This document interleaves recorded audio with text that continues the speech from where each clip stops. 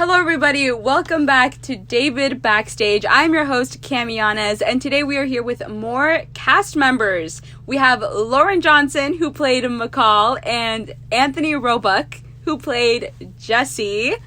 Hey!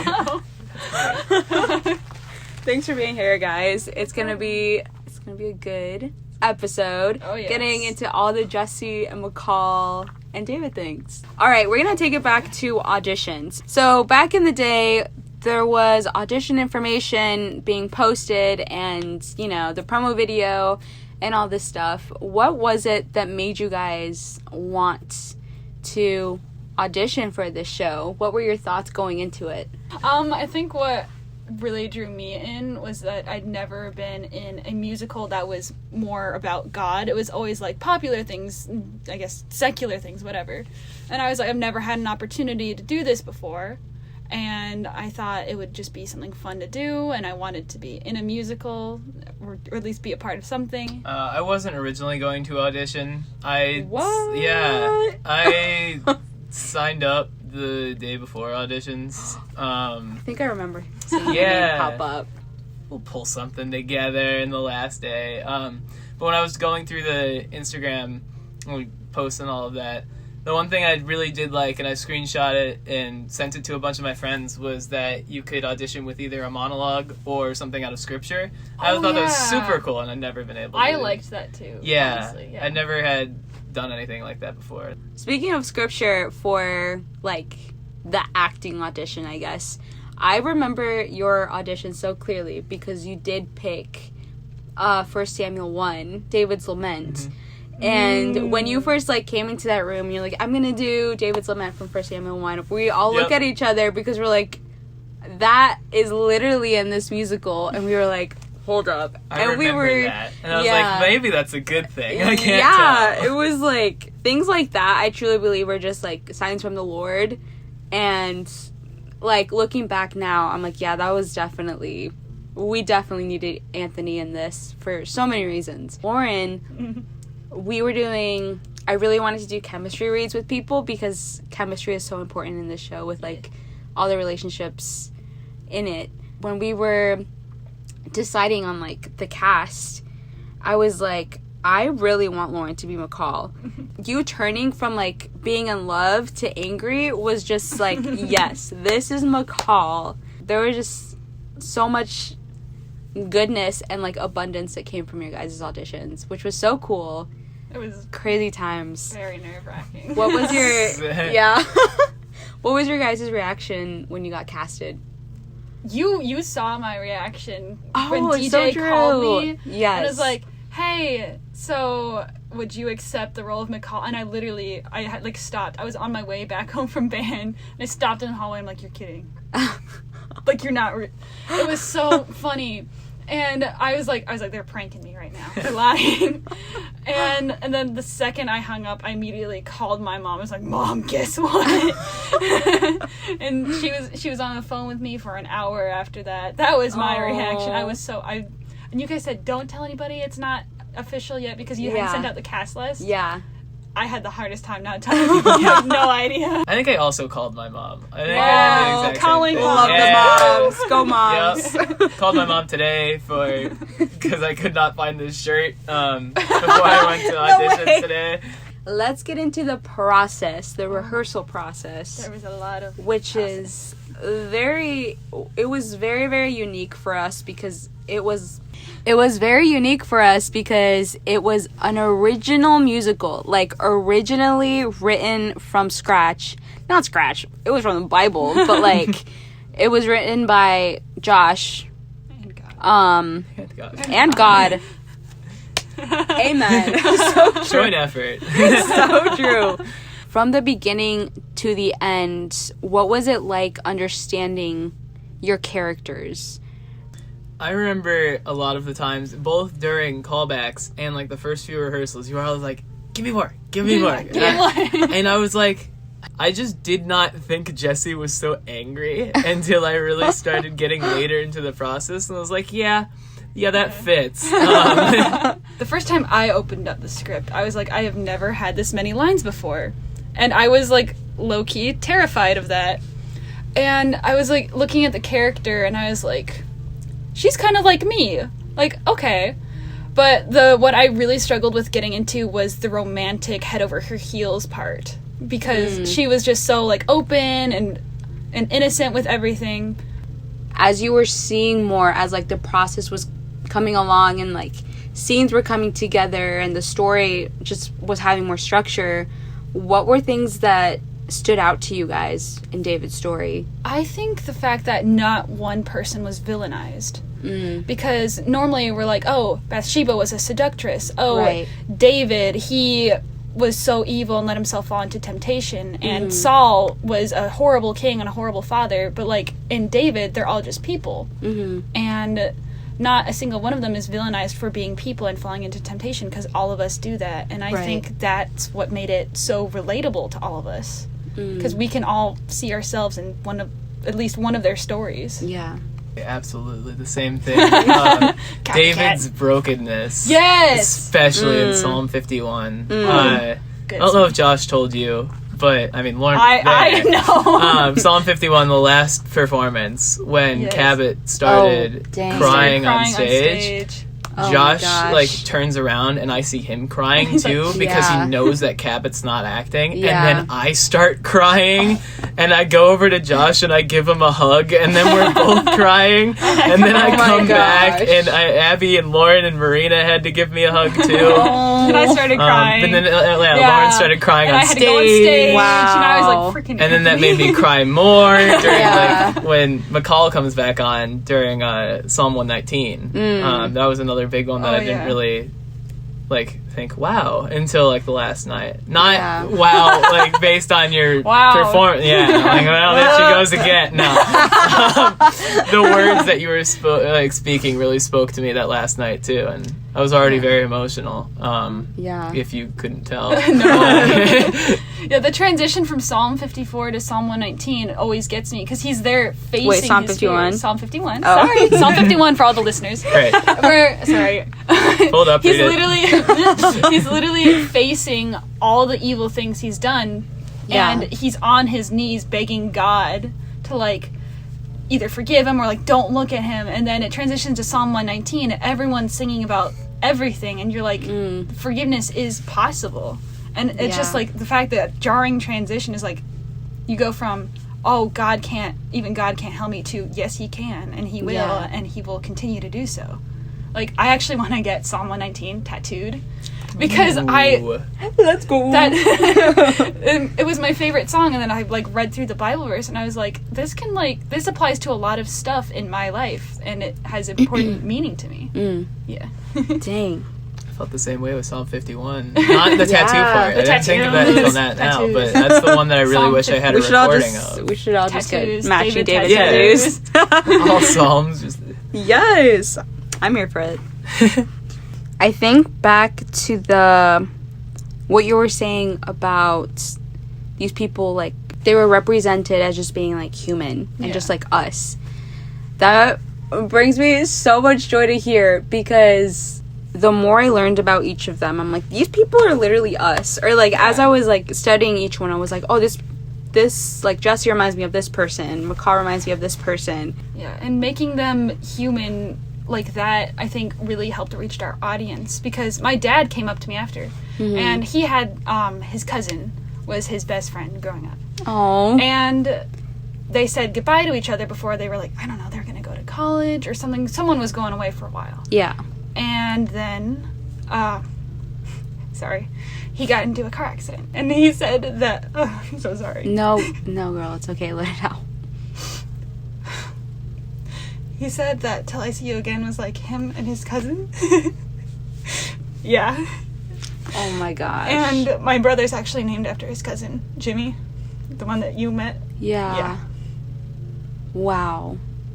That's crazy. And I know that I'm gonna have to say goodbye to my brother eventually when he goes into the army. Oh my gosh. So every time, like, Cabot was singing, like, Lament about, like, Jonathan being gone, I was just imagining my brother. Oh my gosh. You said get deep. No, yeah. Dang.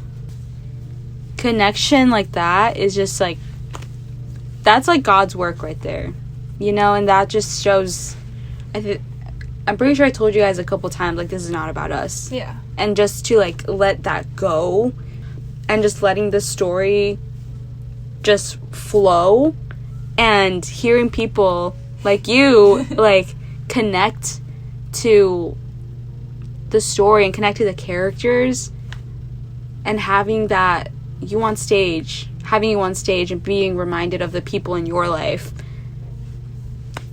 Hey, that's God. Yeah. That's just crazy. I legitimately do not know where I would be without David. I don't. Yeah, it just seems like it was such a remarkable part of my everything, I guess. I remember going in, I was talking about how I was able to assist and direct Anne of Green Gables for my old middle school, and how that was my my most memorable theater experience that I had ever had. And you went, "What? Not David?" And Josh went, "Not yet," but he was right. No way. There were 2 times. Well, there were a couple of times where I cried after David rehearsals, but there were 2 times where that was absolutely sobbing in the showers of Chapman. Relatable. Where else? So relatable. The first, I think, was that one night that Darmic gave his my goodness, his little speech. But after that whole night, when we were already crying in there, in Sims, which is our theater. Our the audio theater listeners. listeners out there. Yeah. But I got back and just absolutely sobbed. Yeah. Because I felt like there was a plan for the rest of my life that I had never been able to see before. Wow. But that's when I switched my major. After that, I just felt like every moment in my life had all led up to being in David. And everything that would come out. It was it's like an hourglass where everything comes together. Here's David and... Sorry, audio listeners, I'm moving around with my hands. But yeah. Dang. The second was after one of the shows. It was the last show where I was, again, already crying during the performance. But I got back and sobbed again. As one does. As one does. Yep. Whatever. I'll say it anyway. So, right as I got here, Olivet, where we go to school. Yeah, where we go to school. Currently. I got broken up with from a 2.5 year-ish relationship. I know it's in high school, so I mean, that's something in itself. Whoa. But, no resentment at all that I hold for the other person, and I just mostly had so much anger for myself and the person who I was during this relationship. Dang. And I held on to a lot of that for, a very, very long time, and it's still not all gone. Yeah. But hearing Cabot sing his last "I have sinned against you, and I give you my heart," just it's like, man, I've messed up and I'm taking it out on myself. Yeah. When I could just let it go like he did that last night. He just let everything go. Yeah. And so did I. Hey, yo. Yeah. Yeah, I think that was a turning point for me being in David as well, because I am still undecided, but I had no idea what I wanted to do. And then we had that Bible study, and we talked about Josh writing David and how I wanted to write something, and I realized I can do the same thing where we can tell God's stories and our stories through theater, and I never thought about it like that before. I only thought about the popular stuff and how hard it is to make your creations popular in theater. But then through David, I'm like, that's not what's important, being popular. What's important is the story you're telling and who hears the story. Yeah. So we have the running joke of you talking about the ChatGPT musical. But the first night that you brought it up, you're like, oh, I'm going to write it, and I'm going to make Anthony direct it with me. And I went, wait a minute. that would be kind of awesome. It would actually. be kind of fun, wouldn't would it? ChatGPT musical coming to Olivet yes, soon. I've thought about that so much, honestly. Whoa. There is a New Works program. There you go. Maybe not the ChatGPT musical, but Yeah, we'd have to take out the part where we write it the week before. yeah, Because and hold the otherwise- set together with zip ties. We can keep that What? part. We have a whole plan. Yeah. I guess I could say the same thing too of why theater has been a big part of my life, but I never ever considered it as any career path because I just hate the theater industry. I'll Me be too. completely honest. Me I too. despise it. It's so.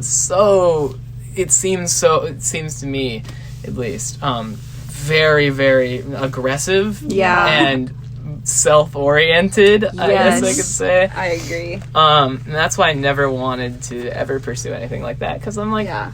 I know I'm not something incredibly special when it comes to like a theater For the viewers right perspective. now, he's lying. I'm not the most talented person out there, and I never want to have to like Prove, like, you fight believe against that, people, that fight all the other people and have the notion that I need to be better than everyone in a room. I hate that. Yeah. I really Yeah. do. You prayed during callbacks about there. Yeah, I think it was during callbacks about it. You prayed that let any feelings of like competition Yeah. subside. I remember that. But that's why I hate the theater industry, and I never really considered it. And then when I thought about how much all the experiences I've had with all the incredible directors, you included, that I've been able to be a part of or work with, I was like, wow, I could do something like that without having to be the most perfect person, without having to fight against a mass of people. Yeah. Post show and like hearing you guys like share your stories and your connections to the story, and hearing the people who were witnessing you guys on stage and like them sharing their connection, it's like, okay, so theater it doesn't have to be prideful, it doesn't have to be selfish, even though a lot of us were in the process. Like, let's be honest, God still turned it around, and I feel like there was a lot of conviction within all of us, like, this isn't about us type thing. After this experience, it's like I've been thinking a lot about, why are you choosing to act? Are you choosing to act and perform to receive glory and praise? Are you choosing to direct to receive glory and praise? And then I'm like, guess what? You don't deserve it. The one who died on the cross for you deserves it.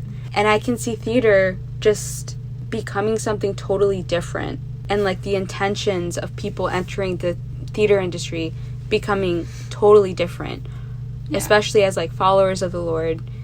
Like, we're gonna do this for God, for all the glory and praise to go to Him and not to us. And that's just a lot of sacrifice on yourself. He sacrificed yourself for you, so like I don't know, I just feel like a season of that coming, especially like with you guys, and especially as freshmen, and having you guys experience this your first year of college. I know, first semester. And yeah, that's crazy. And I just see you guys like holding on to this experience that you had with each other and with yourselves and with the Lord, and like keeping that to totally like transform the theater department here and just planting seeds. I don't know, I just have that mindset of theater now. It's a way to be disciples, and it's a way to bring glory and honor to God, which is crazy, because this entire time I'm like, oh, it's just people just do it for fame type thing. But after this experience, it's like not the Lord like totally turning around something that's so prideful and selfish and making it a way to glorify and honor Him. That's crazy to me. To like turn something that usually turns people into prideful Yeah. people into something that people can relate to and really be down to earth and be like, oh. yeah.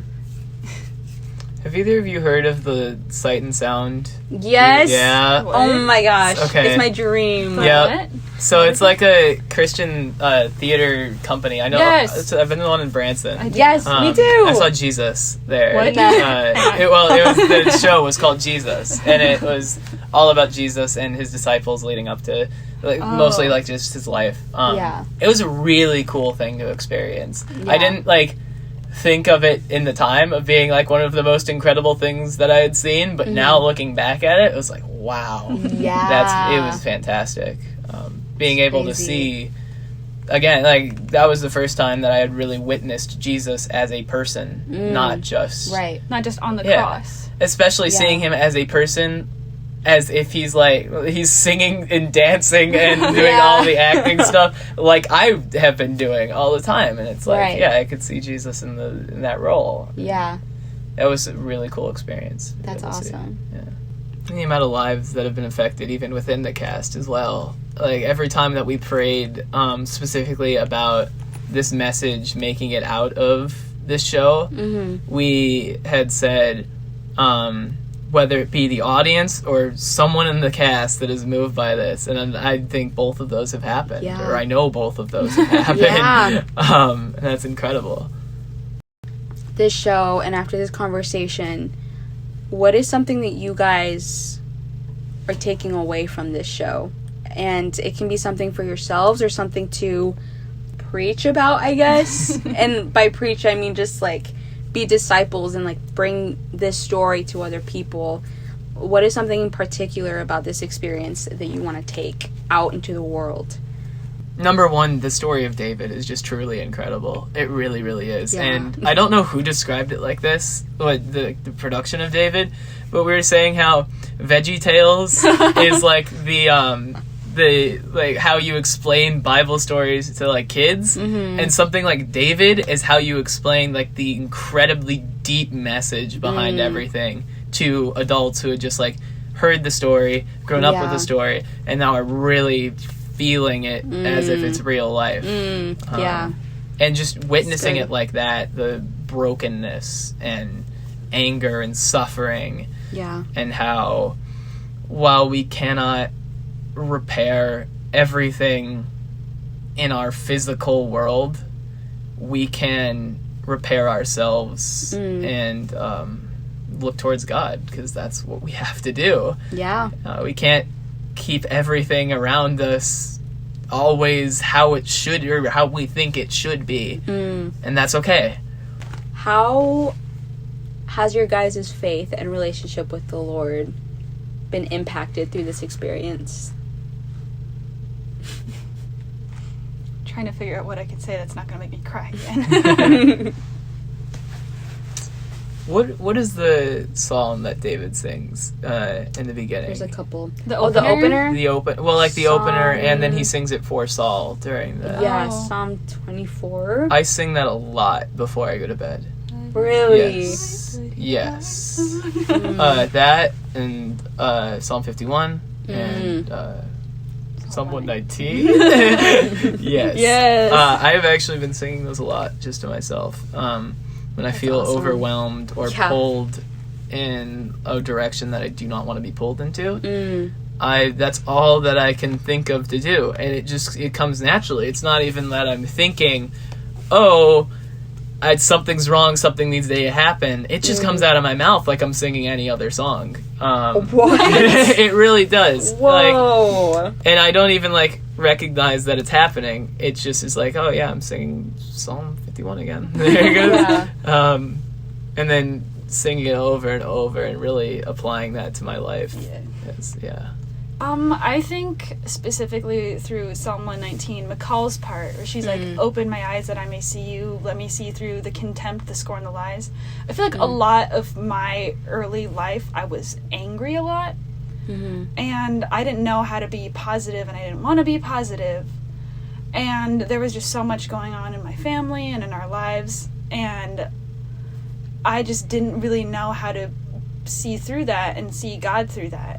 So seeing McCall's part through that, I think that made me realize that I can be positive and forgiveness is very important, because I've spent so much of my life being angry at people for what they've done, or being sad about a lot of things, and I think that ruined a lot of things for me, like a lot of potential relationships and opportunities. I didn't know how badly that like affected my life until I learned that I could be positive and that God could do stuff through me. Yeah.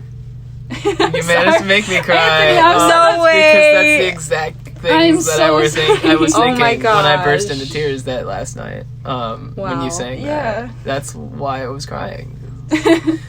Yeah, all the so much negativity life that being I negative. felt through my life. Yeah. It took me a while to learn how to be positive. Yeah. When she says, "Open my eyes that I may," I will live that I may praise you. Like, I never really thought about my life being praise. And when I was in high school, I didn't think that I was gonna make it past 18. So, like, hearing that you can use your life for that, made me realize how important it is. Like, life's not just all about, like, one big performance that glorifies God every single day is praise. Yeah. Preach it up, sis. Amen to that. That's truth right there.